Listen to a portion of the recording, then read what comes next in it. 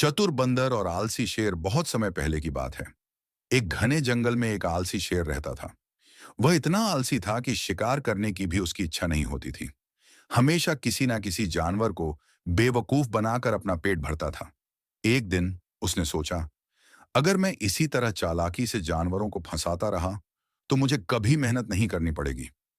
वह एक बड़े पत्थर पर बैठा और जंगल के सभी जानवरों को बुलाया। जैसे ही जानवर आए, उसने दुखी आवाज में कहा, देखो, मैं बूढ़ा हो गया हूं, अब शिकार नहीं कर सकता। अगर तुम सब बारी बारी से हर दिन मेरे पास आकर खुद को मेरे भोजन के रूप में अर्पित करोगे तो मैं बाकी जंगल को सुरक्षित छोड़ दूंगा। डर के मारे सभी जानवरों ने यह शर्त मान ली। हर दिन एक जानवर शेर की गुफा में जाने लगा। लेकिन जंगल में एक बहुत चतुर बंदर भी रहता था।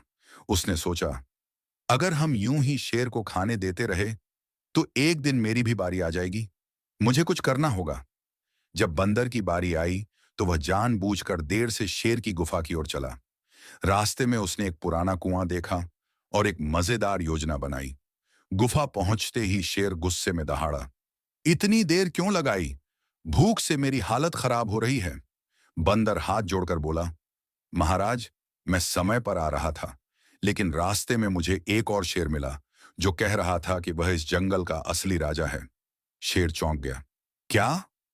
कौन है वो ढीठ? कहाँ है वो? बंदर उसे कुएं के पास ले गया और बोला, महाराज, वह इसी कुएं में छिपा है। शेर गुस्से से दहाड़ा और कुएं में झांका। पानी में अपनी ही परछाई देखकर उसे लगा कि वहां सच में दूसरा शेर है। गुस्से में उसने कुएं में छलांग लगा दी और धड़ाम सीधे पानी में जा गिरा। शेर तैर नहीं सका और डूब गया।